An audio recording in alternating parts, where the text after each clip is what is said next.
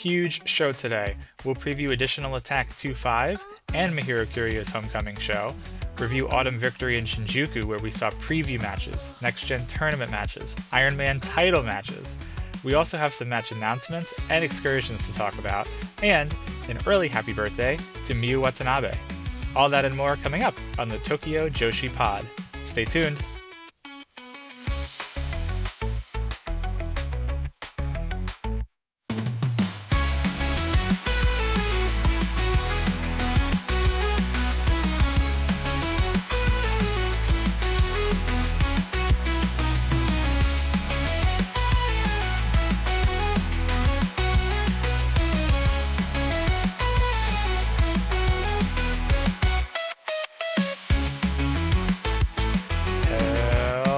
To all you big children out there, konnichiwa, and welcome to the Tokyo Joshi Pod, your weekly dose for everything TJPW. I'm your host, Andy Zeich, and on today's show, we've got a big one today. 2 events to preview, Additional Attack 2.5 and TJPW Autumn Victory in Takasaki, which will be Mahiro Kiryu's homecoming show. We have Autumn Victory in Shinjuku to review, a couple of upcoming title matches to talk about, some excursions to talk about, and we also have a birthday to celebrate, but we'll talk about that in a minute. I want to first thank you all for tuning in. I hope you're starting to enjoy fall. Cooler weather's finally here. Halloween's right around the corner. I love this time of year. Of course, where I live out here in Southern California, it doesn't get quite as cool as the rest of the country, but it is getting a little bit cooler out here by California standards. So really looking forward to the spooky season and Halloween. But before we get there, we are finally at Additional Attack 2.5. It is finally here. I think that TJPW has done a really great job of building to this Korakuen level show, especially coming off of Wrestle Princess 6 and being so close to the end of that show. So really looking forward to that weekend. We'll deep dive into all of those matches here in just a moment. Let's kick things off, though, by talking about some of the news and announcements that we got over the past week. We'll start off with a few interviews that are being conducted. Yuki Aino has been out and about in the press giving interviews with Nikon Sports, Yahoo Japan, and Daily Sports, all outlets based out of Japan. These articles were tweeted out by the TJPW Twitter account. You have to translate them. They are in Japanese. But some interesting insights, nothing too noteworthy or groundbreaking in these interviews, but Yuki Aino talked a lot about her baseball fandom. Something that was really interesting is that she talked about her love of eating white rice and how she eats white rice like almost all the time. Sometimes she'll even eat fried rice as like a side dish to white rice. Weird rabbit hole that we went down reading these articles for Yuki Aino. But it was really cool to see some about her background, her family upbringing. She talked a little bit about her sister as well, who we know as a 2022 graduate from TJPW. Her sister is now a rice farmer, so an interesting post-wrestling career, but a nice, I guess, rice funnel for Yuki to just get her rice that she needs all the time. Talking a lot about rice here to kick us off, which is not something that I thought we'd do, but some really interesting interviews from Yuki Aino are up if you'd like to go read them prior to her big match coming up this weekend with Miu. We have also had some interviews from Uber Eats talking about rice and then leading into another food-based team, Uber Eats. Uber Eats has been in the press a little bit. They were in the October 14th edition of Weekly Pro Wrestling magazine. They also did some individual interviews with Monthly Puroresu, which is, I believe, located or based in Japan, but they run a lot of content in English. So if you are interested in reading some interviews with Uber Eats prior to their upcoming tag team match against Hotshot this weekend, you can check those out in Weekly Pro Wrestling and Monthly Puroresu. A little fun piece for Uber Eats as well. Their Weekly Pro Wrestling interview was done at a restaurant, and basically they had the belts out in front of them, and they ate an insane amount of food. In the pictures, it looks like probably food for much more than 2 people. But the restaurant that they went to, I wish I knew the name of it, but the restaurant that they went to in Japan is serving a limited time set of food that is themed to Uber Eats. So that's kind of cool. I guess if you're in Japan, you can head to this restaurant and eat the Uber Eats meal. But in a bit more serious news, we have some upcoming match announcements that have been made for All Rise 2.5. All Rise 2.5 will be taking place on Sunday, November 9th at Korakuen Hall. This is our next Korakuen Hall show as we look beyond additional Attack 2-5 this weekend. So TJPW is already planting some seeds for that November Korakuen Hall show. They've announced a Princess Tag Team title match, which will see the challenging team of Shino Suzuki and Himawari. We'll talk a little bit about how they became the challenging team in our show review this week.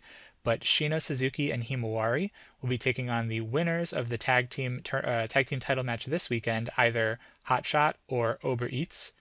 And then we'll also have a Princess of Princess title match, which will take place where TJPW announced an American competitor, J-Rod, will be making her first trip to Japan in early November.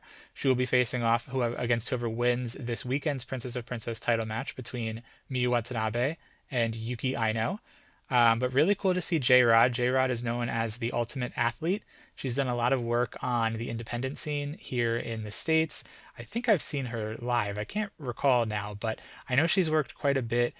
She came out of the New Japan Academy. She's an academy graduate from New Japan, and she's wrestled on, I think, a little bit of GCW, but I know that she's done, I want to say something like Kitsune or Spark, one of those like American-based Joshi promotions. And from what I understand, she also wrestles frequently in Ohio Valley Wrestling and OVW as well. So it'll be an interesting test for either of the two competitors, Miyu or Yuki Aino, whoever emerges this weekend as the Princess of Princess champion. A few weeks ago, we spoke a little bit about the January 4th show from Korakuen Hall, which is a big show for TJPW every year. And we talked a little bit about how to purchase tickets for the event, when they were going on sale.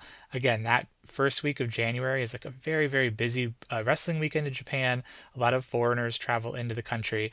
Something that was really, really, really cool to see this year is that TJPW is actually specifically selling tickets to their January 4th Korakuen show to international buyers. Now, historically, Japanese wrestling tickets at a Japanese location, or a Japanese venue, I should say, are historically very difficult to get a hold of. You have to have like a Japanese address or a Japanese phone number, or you have to be like in Japan and go to the 7-Eleven ticket kiosks. They're usually very difficult, and you'd have to use a service like, I think it's called Sumo Tickets or something similar.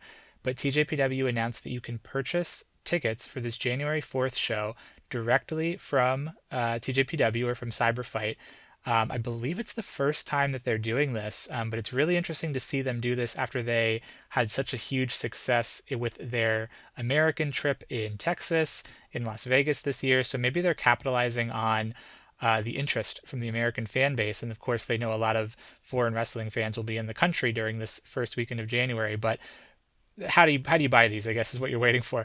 You can purchase these tickets via email. You would email TJPW, and they sent out a tweet. They also have an article on their website with all of the informations and the specifics. But basically, you email them, you would pay via PayPal, and you would send them money directly via PayPal, and then you pick up your tickets at Korakuen Hall on the day of the event.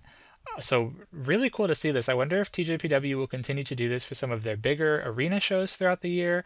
Maybe this is a one-off test, but if you are going to Japan, and you will be in Japan that first weekend of January, and you want to go see this TJPW January 4th show, send them an email, get your tickets before they sell out. I believe the first row is already sold out. So tickets do go fast for this event. It's typically quite a busy, busy event. And then to wrap up the news segment, we have a birthday this week. This is our first birthday in a little while for TJPW, but on Sunday, the 19th of October, Miu Watanabe will be celebrating her 26th birthday. So a happy birthday to Miu Watanabe, our current Princess of Princess champion. Here's hoping that she will be able to make it to her birthday still as the Princess of Princess champion. That would be quite a birthday present if she is unable to successfully defend against Yuki Aino. But a happy birthday to Miu Watanabe. I don't believe there's any sort of event like there was for Rika Tatsumi, so I don't know what Rika did to finagle some sort of special birthday live stream. But regardless, happy 26th birthday to Miu Watanabe. And with the news out of the way, let's dive into our show review of the week. TJPW Autumn Victory in Shinjuku, Volume 1, took place on Sunday, October 12th, live from the Shinjuku Face in Tokyo. This was live streamed on Wrestle Universe and then also on YouTube as well. This is the second show in a row that TJPW has been live streaming on their YouTube. Thankfully, this one was not live streamed from an iPad. It was the same exact feed that you would get on Wrestle Universe. Interesting to see TJPW test out the waters with streaming on YouTube. I wonder if it is almost like a response to Stardom. Stardom's been doing quite a lot of YouTube live streams of late as like a free advertisement to get people to sign up for Stardom World. I wonder if TJPW is doing kind of a similar deal, give away a couple of matches for free. And this was a great show. If you tuned in on YouTube, they don't have the recording up there anymore. It was only live. But if you did tune in on YouTube, this was a really interesting show to check out and gave you a really solid taste of what TJPW is all about, if that does lead you to signing up for Wrestle Universe. So interesting moves. We'll have to see if TJPW continues to live stream on YouTube in addition to Wrestle Universe as well. But this show overall, a little over 2 hours, which is fairly standard for TJPW. 312 people were in attendance at the Shinjuku face. TJPW is calling that a sellout. This was quite a loud crowd. I think that Shinjuku face crowds are always really good. They always come ready to watch some wrestling. They clap, they chant, they cheer. They're a very loud crowd in the best way possible. The last time that TJPW was here was just back in July of this year for the Tokyo Princess Cup first round matches. Interestingly enough, though, at that show in July, they only drew 281 people, so an increase in attendance here of about 31. Cool to see TJPW outdraw maybe one of their bigger tournament shows with a show here that it did have a title match, but it was the Ironman Heavymetalweight title. But it did have a lot of preview matches. It did have some next-gen tournament matches as well. So really nice to see the crowd that TJPW drew here. The only person that was absent from this show was Kaya Toribami, as she was traveling and wrestling for VIP Dallas this weekend. And before we actually got into any of the matches, we had an International Princess title signing ceremony. So a few weeks ago, we spoke about the Additional Attack 2-5 press conference where we saw the Princess Tag title match get signed, and then we saw the Princess of Princess title match get signed. And the International Princess title match was not signed, of course, because it involves a foreign competitor from America, Alice Crowley, who was not present at the time when they did hold that press conference. So it's nice to see them find some time to conduct this signing ceremony and give this title that same air that they've given to both the tag team titles and the Princess of Princess title. When we opened up the show, there was the signing table in the ring. What was really cool was that Fumarin was there to translate for Alice Crowley. Kind of a silver lining of Fumarin. Fumarin has been great as a referee. She's been very funny. She's been moonlighting as a commentator sometimes in some of the bigger shows. But one of the really big pluses to having Fumarin on board with TJPW is that she's basically an in-house translator whenever they do bring in a foreign wrestler. Fumarin's English is almost immaculate. She probably speaks better than me half the time. But it's really nice to see them have almost like an in-house built-in translator now. But Fumarin was there to translate for Big Al. Big Al, Alice Crowley, made her first remarks as the challenger. She referred to Arisu as a 4-foot little girl. She was shocked that this was the competitor that they are giving her to fight. And her first time in Japan, she couldn't believe that they were having her wrestle this tiny 4-foot little girl. Arisu, of course, took a lot of offense to that. She ended up getting up on a chair to match Alice in height, which led to Alice getting up on top of a chair and trying to appear even taller than Arisu. A lot of chairs were involved here, not in the traditional wrestling way either. Spoiler alert, nobody should have told Alice Crowley who her tag team partner was later in this show where she was teaming up with Shoko Nakajima. Shoko might be even smaller than Arisu, but that's neither here nor there. They continued standing on chairs as they were taking the commemorative picture for the match as well. This will be a fun match. There was a preview a little bit later on that we can talk about, but nice to see them have an International Princess title signing ceremony. Also later on, the signing document. This is not the last time we'll see the IP title signing document on this show either. We open up with Rise Shirai giving her opening remarks and house rules, and then the Up Up Girls come out, and we actually have another new song from the Up Up Girls that is called Kawatsuyo Challenger. And from my brief research, Kawatsuyo is like a kind of like a meshing of two words that when you translate it to English means cute and strong. So the English title for this song is Cute and Strong Challenger. Interesting that they debuted a new song so soon after debuting Love You More as well. So we're getting a lot of new Up Girls songs, and I bet we'll see Kawatsuyo Challenger this weekend at Additional Attack, and I'm sure we'll also see Love You More as well. I would think that they might do two songs at Additional Attack, but we'll have to wait and find out. There's now a lot of songs that are in contention. It's also been a minute since we've heard Stand Up Proof of Love. Also been a minute since we've heard Upper Kick as well. So the Rolodex of Up Girls songs is getting quite robust. We kick things off with two next-gen tournament matches. In our first match of the night, it is the match in the losers bracket, Chika Nanase taking on Ren Kanatsu. Fairly simple match. Both of these women got some offense in. Chika slightly more offense than Ren, but really nothing major of consequence here. Chika ultimately submits Ren at 6 minutes and 46 seconds with a modified Inari Tori. This is Chika's first singles win in over a year. So quite a nice win for Chika. Ren suffers her second loss of this tournament and is eliminated. Chika moves on to face the loser of the next match. Backstage, Ren said that she was very proud of the growth that she exhibited throughout this tournament, vowed to sweep through everybody next year if this tournament is held again, comparing herself to a Typhoon Ren Ren. I love that. I hope she continues on with Typhoon Ren Ren. That's a very cute nickname. Chika gave some remarks as well, said she was looking forward to her rematch with Kira Summer. I believe that Chika's backstage comments were perhaps they were given after our next match as well, so that's probably why she was able to reference the winner of the next match in her comments.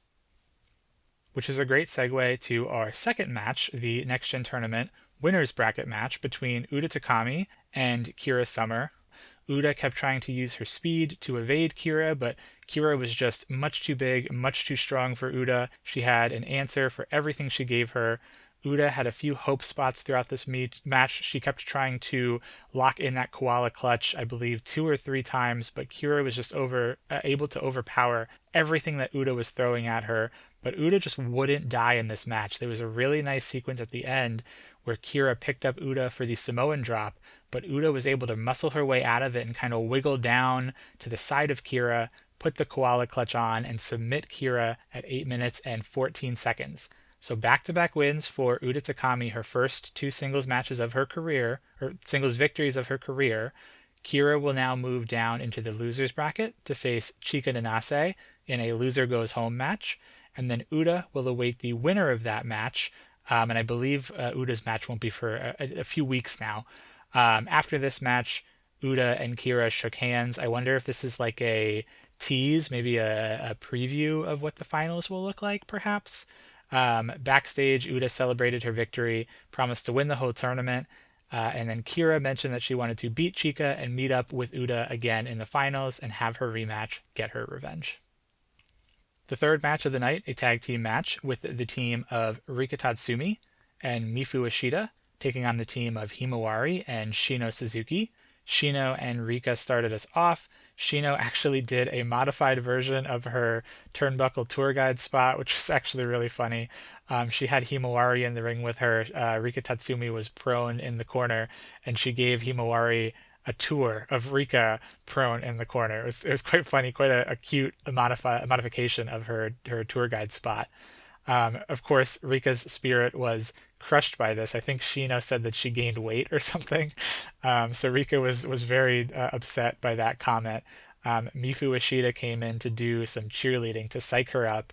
Really good back and forth here for the competitors that were involved. There was a fun spot where Himawari broke a submission from Mifu Ishida by putting her hair on the ropes. And I think the referee was Fumarin, and she allowed that as the rope break, which was a funny spot. Ultimately, Shino Suzuki picks up the victory here. She submits Mifu Ishida with a modified Cobra Clutch at 10 minutes and 41 seconds. It's been quite a minute since we last saw Shino winning a match, so really, really cool to see Shino pick up the victory for her team here. This show has also started off with 3 straight submission finishes, which I don't know when the last time that happened was, but that's an interesting little side note. After this match, Shino got on the microphone and issued a challenge for the Princess Tag Team belts and asked Himawari to be her partner. They issued this challenge because Shino felt that her genmates, her classmates, Toga and Wakana Uehara, have been circling these belts. Of course, Wakana being the current tag team champion and winning those belts at Wrestle Princess, kind of felt she was being left in the dust a little bit, Shino was. So Shino grabbed their other genmate Himawari and said, let's insert ourselves into this. Let's challenge for these tag team titles. Himawari was overjoyed. She loved to see the fire that Shino was exhibiting here. She loved to see that Shino was able to get a submission victory. Of course, she agreed. And then this match has been set for the upcoming Korakuen Hall show, All Rise 2-5, in November. So regardless of who wins this weekend, we already have challengers lined up yet again for the Princess Tag Team titles. Our next match of the evening, a singles match for the DDT Ironman Heavymetalweight title. I'm already laughing, and we haven't even talked about some of the craziness that went down here. The champion, Mahiro Kiryu, facing off against Miu Yamashita. If we remember, Mahiro is trying to make it to her homecoming show on the 19th in Gunma as the DDT Ironman Heavymetalweight champion. When we started this off, Mahiro was very hesitant to hand over the belt. You could tell that she was not looking forward to this match with Miu whatsoever. Surprisingly, this began as a fairly standard match. Miu was fighting very strong, and Mahiro was actually holding her weight. It was a really, really good showing, more of a serious showing from Mahiro. So really nice to see that. At one point, Mahiro's just had enough. She ran outside of the ring. Miu was like, what the heck are you doing? Come back in the ring. And Mahiro just said, nope, I'm good, and didn't want to come back in the ring. So Miu had to chase her. We got a brutal forearm exchange back and forth, really hard-hitting forearms from both Miu and Mahiro as well. Mahiro ran away again, and they ended up fighting outside of the ring and into the seats. There's like that platform at Shinjuku Face, which is near the not the commentary, but where Rise Shirai sits, where Kota sits, the I guess the timekeeper's table, if you will. Mahiro ended up walking over to that timekeeper's area and trying to grab the International Princess title match signing document from near Kota's seat, and she took it and she just walloped Miu over the head with it. And Rise Shirai immediately got up, tried to take it back, and was like, "What the heck are you doing? Give me back this title. This is no DQ." They were fighting back and forth over this title signing document. Mahiro, of course, grabs it, trips over Miu, who was on the floor, and the title signing document lands on top of Mahiro Kiryu. Out of nowhere comes Fumirin in her referee shirt and counts the pin. So we have a new Ironman Heavymetalweight champion. The International Princess title match signing document becomes the 1775th Ironman champion. This, of course, leads to Yamashita and Mahiro fighting over who can pin the title match signing document. Miu ends up running back into the ring and actually wins this via a countout at 12 minutes and 12 seconds. So essentially, both of these women were fighting over who could pin the document. They forgot that the match was still taking place, even though neither of them were now the champion. Miu remembered immediately and then ran back into the ring, beating out the count. Mahiro, confused as ever, did not beat the count. So Miu wins the match, does not win the Ironman Heavymetalweight title. After the match, the shenanigans continued. Mahiro tried to pin the title match signing document, but Miu broke it up. The title match signing document ends this match as the champion, but that wouldn't last too long because later on in the evening, Rise Shirai casually left her binder on top of the title signing document. Fumirin, of course, seems to appear out of nowhere. Fumirin was right there, able to award the pinfall to Rise Shirai's binder, which became the 1776th Ironman Heavymetalweight champion. But we're still not done with this. Later on, someone walked by and casually left a vitamin drink on top of the binder. Fumirin was there again, awarded the fall. Great acting from Fumirin in these skits, by the way. Fumirin awarded the fall to the vitamin drink, so the vitamin drink became the 1777th Ironman champion.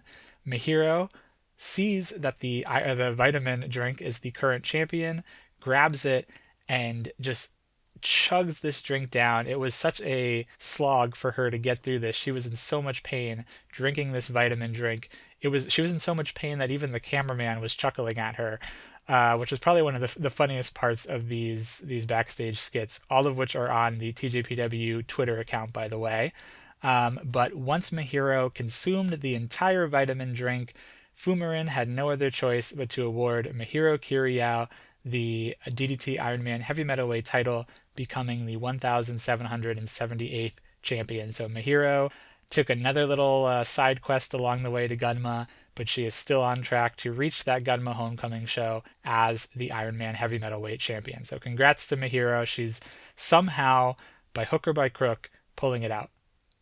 We then saw a 6-woman tag team match, the team of Mizuki, Suzume, and Yuki Arai, taking on the team of Hyper Misao, Raku, and Pam Harajuku. Of course, Misao gave her pre-match mic performance where she wanted to play rock, paper, scissors instead of shaking hands. Somehow that was where we got to at the beginning of this match. They all play a very dramatic game of rock, paper, scissors, all 6 of them. I don't know how they would determine who would win, but somehow or other nobody wins.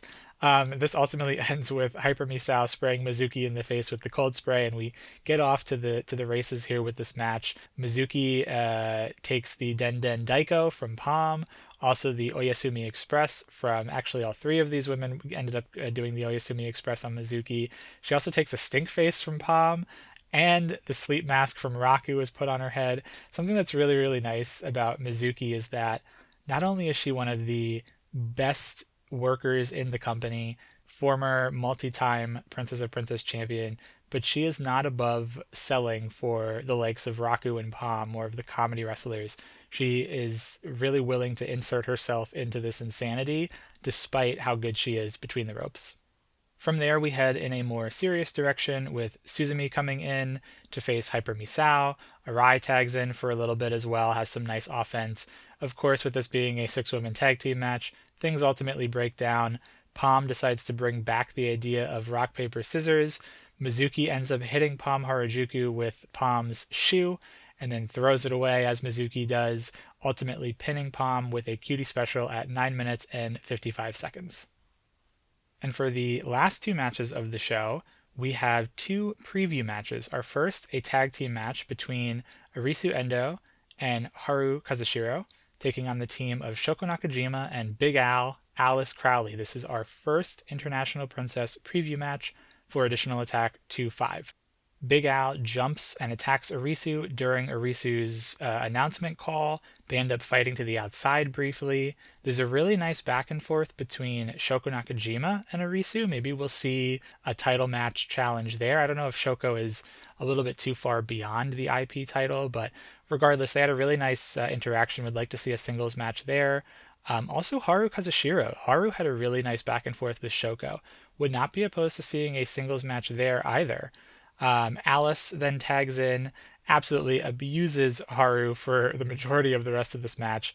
Alice looked really, really strong here against both Haru and Arisu Endo. She was very powerful. She was able to counter a lot of the moves that were thrown at her. Alice ultimately picks up the win, pinning Haru with somewhat of like a swinging sidewalk slam at 10 minutes and 4 seconds. I think this was a pretty obvious outcome. I feel like you have to give Alice the win ahead of the title match. She came out of nowhere to challenge for this title. She's an American independent wrestler. I don't say that pejoratively. I just mean that as there really hasn't been a build-up to this. This is really the only stepping stone on our way to the championship match. So Alice has to appear strong heading into that match, especially with a lot of Japanese fans not necessarily knowing much about her. So you have to give her the win here. It was a pretty decisive win. So it should be an interesting match coming up. We'll talk about it in just a few minutes. But backstage, Alice, of course, vowed to win the IP title. Arisu said that despite being short, she carries a big presence in the ring, which I think is very true. Arisu knows her self-worth. Big presence Arisu taking on Big Al, Alice Crowley. So this will be a fun match when we get to it. And in our main event of the evening, a 6-woman tag team match. This was the kind of the ultimate preview match. On one side, you have Miu Watanabe and the team of Uber Eats taking on Yuki Aino and the team of Hot Shot. So all 3 champions taking on all 3 challengers. This is our first Princess Tag Team preview match and our third Princess of Princess preview match. We are tied 1 apiece on the Princess of Princess side of things. We get handshakes from everybody to start. Miu and Aino start us off, but it's a very, very brief shoulder tackle exchange before they end up tagging out. Toga and Yuki Kamifuku have a nice short exchange, and then we get Yuna, Manase, and Kamiyu. And this was again, pretty short exchange. Obviously, you don't want to give everything away prior to the title match, but also very emotional. I'm really looking forward to this coming to a head on Saturday for this Princess Tag Team match. I think this was the first time that they were together in a ring for quite a while. So there's really a lot of stories kind of underneath this Princess Tag Team title match, which is nice to see them kind of building this from a more complete angle versus just here's a challenger taking on your champions, and that's that. So it's nice to see them add a little bit of emotional depth to this title match as well. We get a second Yuki Aino and Miu pairing. Miu tries to go for the giant swing once again, but can't hit it this time. Aino locks in the full Nelson of Love and Fire. Miu gets very, very close to fading, but Wakana right there to break it up. We have Yuki Aino again hitting her twisting senton from the ropes to the floor. So they're kind of mirroring some of the spots that they had in other preview matches, but still a great maneuver. That twisting senton from the ropes to the floor is crazy. We also get a side suplex from Yuki from the apron into the ring. Crazy maneuver. If the preview matches are anything to go by, this Princess of Princess title match is going to be an absolute banger in more ways than one. Not only is it going to hit really, really hard inside of the ring, literally, but also figuratively. I think this is going to be a terrific, terrific match, especially with such a short build-up. We get a few other pairings. We get Wakana and Toga matching up a little bit. Kamiyu tried to do her springboard big boot over the top of Wakana, but something didn't seem to go quite right there. It looked a little bit awkward. So it looks like Uber Eats are still kind of ironing out some of those wrinkles in their tag team. I thought maybe we were beyond that, but there still seems to be a little teeny tiny bit of some miscommunication between the two of them. I think it's just Wakana learning and growing. Remember that she is still only 2 or 3 years into wrestling. Kamiyu, of course, is a little bit more seasoned, a little bit more of a veteran. So hopefully we see this title match on Saturday without any of these little tiny minor wrinkles involved. In a very, very funny spot, Wakana was able to not lock in the banana pillow on Toga, and Yuna tried to come into the ring and break it up, and she was literally crawling into the ring, dragging Kamiyu with her, trying to break this submission up, which she ultimately does. Of course, everything breaks down. This is a six-woman tag team match, so everything breaks down fully. It's chaos. Everyone ends up down at one point. We ultimately have Toga pinning Wakana with the rock bottom at 16 minutes and 37 seconds. So quite a long match. And Toga picking up the victory, pinning one half of Uber Eats leading into their title match. Really, really good preview tag overall. The Princess Tag Team titles got probably the most time, and I think that's probably rightfully so, since this is the only tag team preview match we'll have. Aino and Miu got a little bit of a run here. They've had two other preview matches, but they have built really, really nicely throughout. They keep layering on different maneuvers. They keep layering on emotions. No one's really gotten the upper hand between the two of them, so they're really building nicely to their Princess of Princess title match this weekend. Afterwards, everybody had a stare down with each other. Of course, your classic stare down leading into the major show on the weekend. Toga closed out the show, saying she has a vision of the three of them winning titles at Korakuen Hall. We'll see if that comes true, Toga. We'll talk a little bit about that show in just a second here, but I don't have too much confidence, unfortunately, but we'll see what happens this weekend. And then in a little bit of a lighter note, backstage in her comments, Miu Watanabe asked some of the reporters if they thought that the Miu Dirella castle was burning down, and one of them said yes, that the castle was burning down a little bit, or smoldering, maybe he said, and Miu was shocked, but she quickly was there to say, well, you know what, don't worry, the Miu Dirella castle has a moat, and we can extinguish any of these burning flames from Yuki Aino. So Miu is a great charismatic performer, and I love the interactions that she does with the press like that. Overall, though, I thought this was a really great Shinjuku show, especially if you were checking it out on YouTube, maybe as your first time for free. Definitely gave you a sample of everything that TJPW has to offer. I wouldn't be surprised if they were able to kind of hook a few more people and get a little bit more interested leaning into one of the bigger shows of the year, or rather one of the bigger Korakuen shows of the year, I should say, Additional Attack 2.5, which is a really great segue. Let's start talking about our preview for Additional Attack 2.5, which will be taking place on Saturday, October 18th from Korakuen Hall in Tokyo. This will be live on Wrestle Universe. I highly doubt they'll put this one on YouTube. I could be wrong. There's been no announcement yet, but I think that they'll keep this one behind the Wrestle Universe paywall. But that being said, it's actually on at a very nice time for us again here in the States. It'll be starting at 10 p.m. Eastern Time, 7 p.m. Pacific Time. So it'll be nice to be able to tune in and catch this one live and not have to wait until the next day or stay up overnight. Only 2 competitors will be absent from this show, Rika Tatsumi and Himawari, both of who will be wrestling in China this weekend. But in a little bit of a fun twist here, we'll have Halloween merchandise on sale at Korakuen this weekend. I think some of this is also available on the TJPW website if you wanted to, or the shop, I should say, if you wanted to go check it out.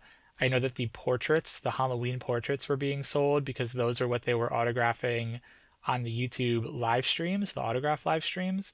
But it's some really cute merchandise. All of the girls are dressed up in different Halloween costumes in the portraits, and I think they have like pins and a couple of different things available. So if you're interested in any of that and you're into the spooky season, check out the TJPW shop for some Halloween merch. And this is going to be a big Korakuen level show. We have 9-match card, a lot to look forward to on this card. I believe that this is the order of the matches. TJPW does a pretty good job with their match announcements and putting the matches in order, but I'm not 100% sure. But I'll give it to you in the order that TJPW posted about them. So I think this will be the order of operations for the show itself. We kick things off with a special rules 5-way match: Raku versus Pam Harajuku versus Mahiro Kiryu versus Suzume versus Kaya Toribami. The special rules of this, quote unquote, are still to be announced. Today is Thursday. They'll probably announce these later today, maybe Friday. They usually do it like a day or two before. I think given the competitors here, Raku, Palm in particular, probably going to be something fun and silly. Also with Mahiro in there as well. Remember, Mahiro is the current Ironman title holder. So not only will this match be for the Ironman title, but I think all of that combined probably leads to some sort of a Rumble style match. I'm going to say hardcore match, but I mean that in the sense of kind of like the fun, lighthearted hardcore matches, maybe with some toys or something silly. But expect some shenanigans here. I actually don't think that Mahiro wins this. I think that Mahiro ultimately loses this, but then somehow later in the day or the next day prior to the show in her hometown, Gunma, wins the belt back. That seems to be the pattern that TJPW has been doing. Mahiro will lose the title and leave the show not as the champion, but then via some Twitter videos, she wins it back in some fun, silly way. So maybe we'll see Raku win. Maybe we'll see Palm win. I think that I know that Raku's been an Ironman title, Ironman Heavymetalweight title holder before. I'm not sure if Palm has, but I wouldn't be surprised if we see one of these women come out as the title holder. Maybe another inanimate object as well. We'll have to look and see, but I'm going to go for, it's kind of a crapshoot to be totally honest with you. I'm going to go for Raku. Let's pick Raku. We'll then see a tag team match, the team of Kira Summer and Chika Nanase taking on the team of Ren Kanatsu and Mifu Ashida. Interesting pairing here. Kira and Chika tagging together prior to their next gen title or tournament match on the next day's show, on Sunday's show, where it's a loser kind of goes home, loser gets eliminated match. So it'll be interesting to see these two girls team together before that very important match. I wonder if we'll get some sort of a miscommunication or maybe something breaks down between the two of them here. But interesting to see the two of them teaming together before this really important match for both of them. Perhaps it's a sign of things to come. In my preview for the next gen tournament, I kind of speculated that maybe Kira or Chika might win and then issue a tag team championship challenge using each other as their tag team partner. Whoever loses would then become the tag team partner of the winner. But again, that was last year's next gen tournament storyline.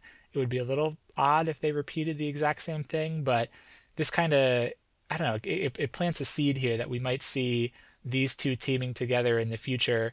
Maybe even if neither wins the tournament, maybe they will continue to team in the future regardless and issue a tag team title shot or tag team title challenge, regardless of whether or not they win this. But it'll be interesting to see how this comes together. All that being said, I think that Kira and Chika do end up winning this match.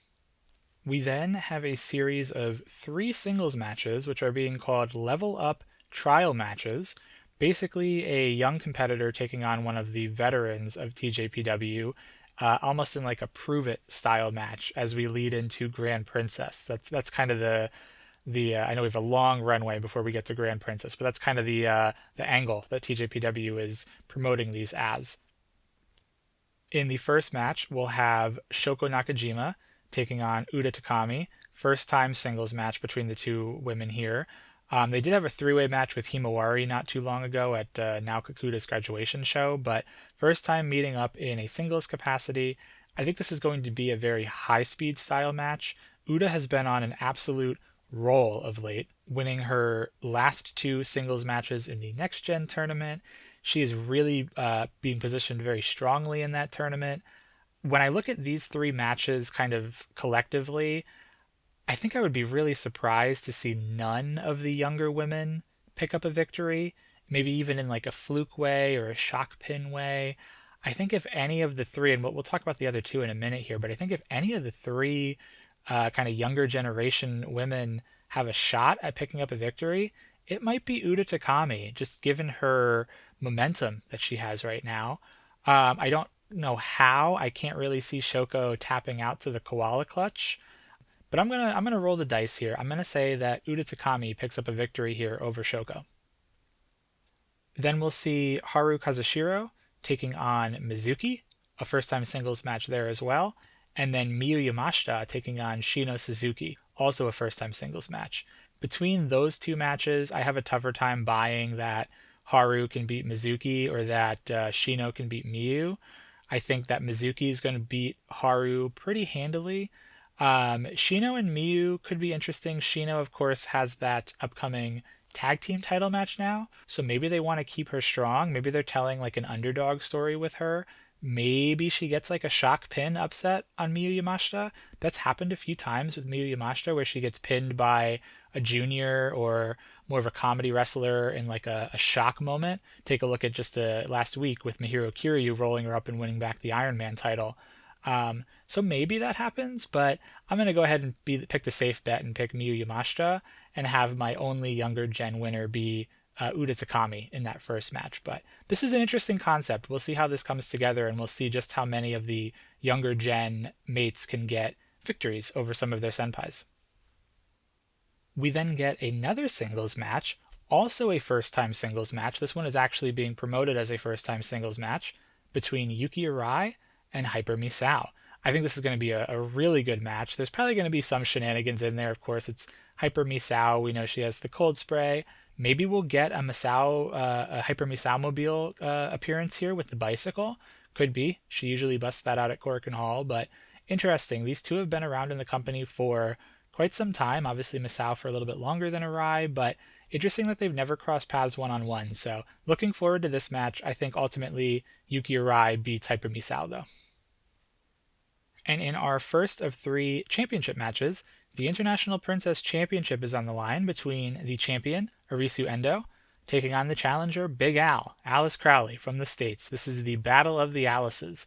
Pick your Alice. I like that they're really leaning into the Battle of the Alices at the, I don't want to call it the press conference, but at the signing ceremony for this. Arisu kept saying that you should support the Japanese Alice, that the Japanese Alice will win. I just think it's a really cute concept. It's very funny. This will be the 1 defense for Arisu. She's only been champion for 26 days, winning the belt back at Wrestle Princess 6. Of course, this is Big Al's first title shot for the IP title. Also her first singles meeting with Arisu, of course. This is her first time in Japan. But that being said, Big Al did win the only preview match that we just talked about earlier on this show where she pinned Haru Kazushiro, so she does have a little bit of a leg up here heading into this. I think this is going to be a David versus Goliath type of match. You know, the bigger, stronger competitor taking on the smaller, I don't want to say weaker, but smaller, kind of speedier competitor. I think this is going to be a pretty good match. To me, the answer is obvious. I think Arisu's going to win this. She just won this belt. She's got momentum from the Tokyo Princess Cup. TJPW seems to really be behind her right now and pushing her strong. Plus, when you factor in Big Al as a foreigner here temporarily for a few days, it just seems unlikely that she'll pick up a win. But I do think we'll get a good match out of these two. I liked what I saw from Big Al in the preview match, so it'll be nice to see them have a back and forth. Arisu had a really nice match with Priscilla Kelly at Wrestle Princess, so we know that she can work well against foreigners, but we'll see how Big Al does being put into a big championship match at a big stage at Korakuen Hall. And then we'll see the Princess Tag titles defended. The champions Uber Eats taking on the challengers Hotshot. This will be the V1 defense for Uber Eats. They've also been champion for 26 days, just winning them back at Wrestle Princess. On the challenger side of things, this is Toga's second attempt at the Princess Tag Team titles. She had her first attempt back in 2024 with Haru Kazushiro that kind of emulated out of the Next Gen tournament where Haru won and then chose Toga as her partner to challenge. Of course, they were unsuccessful. And then Yuna Manase's third attempt, her first in quite a while. She did have an attempt for these titles in 2018 with Nanoko, and then in 2019 with Yuki Kamifuku, both of which were unsuccessful. So neither of these women have held the Princess Tag titles before. Toga hasn't held a championship at all. Yuna is a former international Princess champion, but again, quite a long time ago, pre-pandemic era TJPW. For this match to come together, Hotshot announced their challenge well before Wrestle Princess 6, so this match has been on the card for quite some time. Hotshot did win our only preview match that we just spoke about at the Shinjuku show where Toga pinned Wakana. So some momentum for Hotshot coming into this. Of course, Hotshot unveiled their name. They had a really nice press conference where Toga was very emotional. Kamiyu also got very emotional in that press conference going up against kind of one of her senpais in Yuna Manase. I think we're going to see a lot of emotion in this match, and not necessarily like sadness and crying, but just a lot of emotions will be brought to this match. I think we'll see it come through in physicality, in kind of work rate. I don't really like that term, but just in terms of what we see between the ropes, I think there's going to be a lot of emotion. I think it's going to be a really well put together match. I do ultimately think that Uber Eats wins, again, because they just won these championships. Yuna Manase is not a full-time member. I don't believe she has any bookings announced in TJPW after this show. She's actually not going to be on the show on Sunday, so that kind of tips the hand to me that we'll see Uber Eats pick up their first title defense. And in the main event for Additional Attack 2-5, the Princess of Princess title will be on the line. The champion, Miu Watanabe, taking on the challenger, Yuki Aino. V1 defense for Miu, again, 26 days as champion. Everybody conveniently won titles at Wrestle Princess 6, making the math very easy here. This is Yuki Aino's third shot at the Princess of Princess title. Unsuccessful in her previous two attempts. Of course, she challenged for this belt after the main event of Wrestle Princess 6. We've had a handful of previews for this already. Yuki Aino does lead the preview matches 2-1. Of course, that bumps up to 3-1 in favor of Yuki Aino if you count the thumb war that they had at the press conference. Both of these women are counting the thumb war. I'm not going to count the thumb war, but regardless whether or not you count the thumb war, Yuki Aino is leading the preview matches heading into this match, although I will say neither woman has pinned the other. It's always been tag team partners that they've pinned, or it's been their tag partners who have won the match for their team. So no direct win either way for these two girls. Overall, head-to-head, this will be the fourth time that Miu and Yuki are facing off, and that record is 2-1 in favor of Miu Watanabe. It has been quite a while since both of these women have faced off 1-1, so it'll be nice to see this singles match. They've done a terrific job building to this through their promos, the backstage comments, the press conferences, the preview matches. I think this is going to be a great match. I think it's going to be very hard-hitting. Both of these women are powerhouses. I would expect this to go much more than 15 minutes, maybe around the 20-minute mark, even if we're lucky. I think this is going to be just really, really solid, good match. The one downside that I have to this match is that when you look at the circumstances, Miu has only been champion for less than a month. She just won the title. She's in her second reign. I can't see them dropping. I can't see Miu dropping the belt. The Princess of Princess title typically, historically, is held for like multi hundreds of days, 100-day reigns, 200, 300, 400-day reigns. A 26-day reign just would feel very odd. As much as I would love to see Yuki Aino get a singles championship at some point, or the main singles championship, I just don't see it happening here, unfortunately. I think we're just in this awkward moment post Wrestle Princess 6. I would have loved to see this match maybe at the January 4th show, maybe at Grand Princess 2-6. Who knows? Perhaps we will see this match run back at one of those shows. But for now, I do expect Miu to pick up the win and get her first defense here. The other interesting piece here is that we already have challengers announced for the Princess of Princess title, J-Rod, and then the Princess Tag titles, Shino Suzuki and Himawari. So I don't even think we'll see someone come out post-match and issue a challenge or have any sort of post-match segment, which we typically get for TJPW shows. But perhaps we do for the International Princess title. We don't know who is going to be challenging for that. Of course, we don't know the winner of the Next Gen tournament yet, and we don't know what title they will be challenging for. But conveniently, the International Princess title challenger space is a little bit vacant after this event. So we'll see. Whoever wins the Next Gen tournament may slot in and challenge for the International Princess title. We'll have to see in the coming weeks. And then we actually have a second show to preview as well, taking place on Sunday, October 19th, TJPW Autumn Victory in Takasaki. So that's right, we have a back-to-back 2-show weekend for TJPW. We don't get that very often, so we'll have a nice weekend full of TJPW wrestling. The Sunday show will be taking place from I'm not quite sure how to pronounce this, the G Messe Gunma, which is the convention center in Gunma. It's taking place inside of the main hall. Interesting venue to go inside of a convention center. This is in Takasaki. This, unfortunately, will be video on demand. It will not be live on Wrestle Universe, and it won't be posted on Wrestle Universe until Wednesday, October 22nd. So while we do have a back-to-back shot here of a full weekend of TJPW wrestling, only the Saturday Korakuen show will be live, and then we'll have to wait until Wednesday for the Takasaki show, which, you know what, if we look at this cup half full, we'll see a Saturday show, we'll see a midweek show, and then we don't have to wait an entire week like we've had to been doing to see our next TJPW show. So however you look at it, we'll have a nice amount of TJPW wrestling to cover on next week's show. Again, the only absent participants will be Rika Tatsumi and Himawari, as they'll still be over in China. This is a 7 match card, so a little bit of an abbreviated card, but more of a house show style feel. We have 2 singles matches. I'm not quite sure of the order of these matches, so I will just list them in the way that they are on the TJPW website.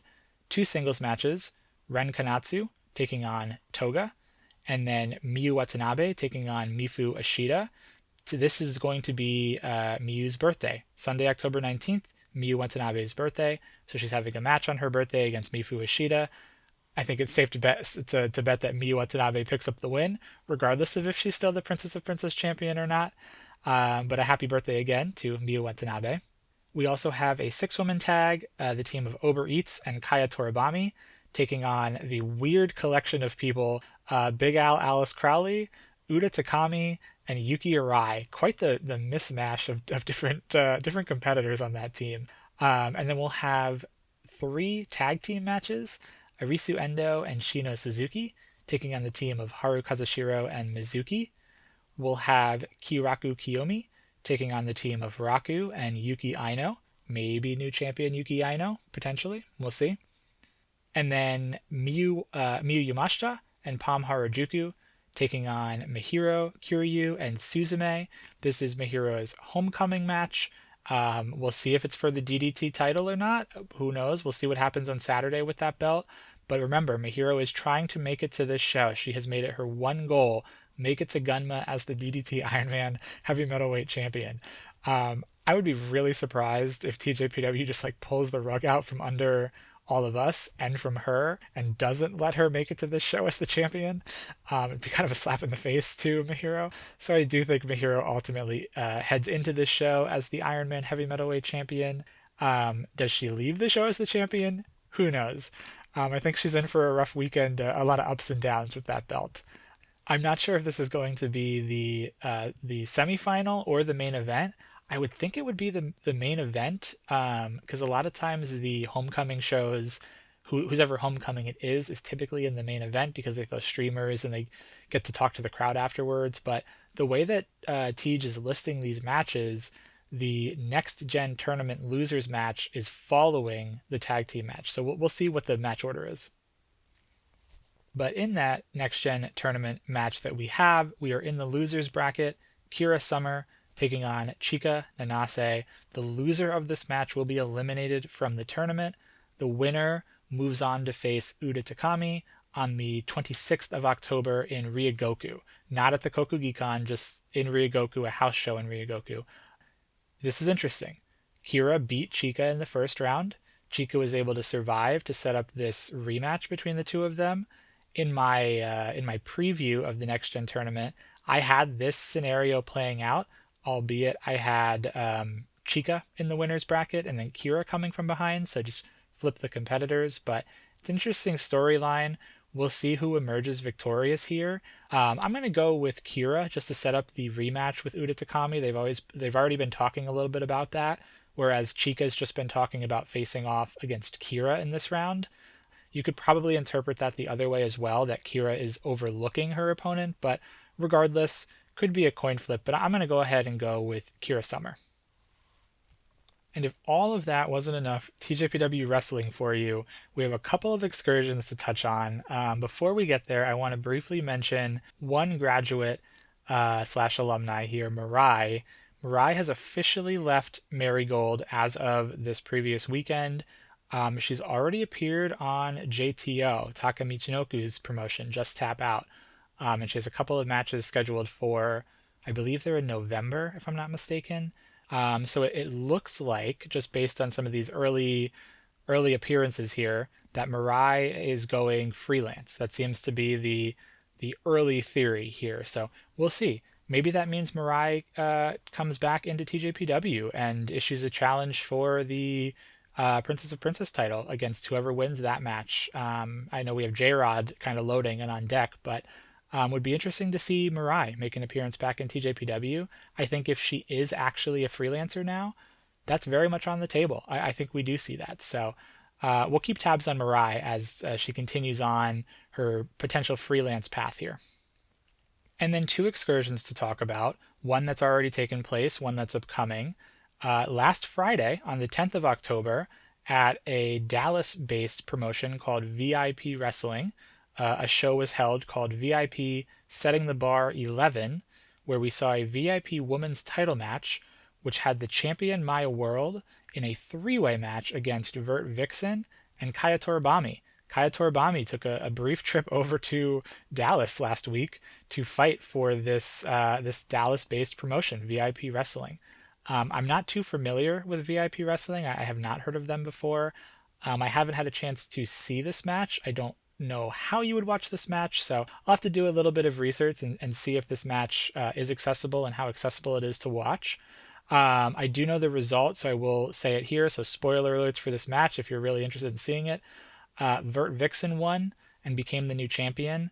Again, haven't seen it. I hope that means that she didn't just pin Kaya Toribami, that Kaya wasn't there just to take a pin. I have no idea. I don't want to speculate. I don't really know much about this, but we did have Kaya Toribami on Excursion, and I think that's the key thing to take away here, is that Kaya has come back to America. Remember, she was not a part of the Texas shows. She was not a part of the Las Vegas show. She has been to America before. She has wrestled for some other independent promotions, but it has been a minute. So it is nice to see Kaya Toribami coming over to America, doing some freelance work and wrestling a little bit. I wonder if we'll see a little bit more of Kaya in the States as well in the coming future. Maybe in MLW, maybe in like GCW. Who knows? We'll have to see. And then this weekend, on Saturday, October 18th, there is a match taking place in China between Rika Tatsumi and Himawari.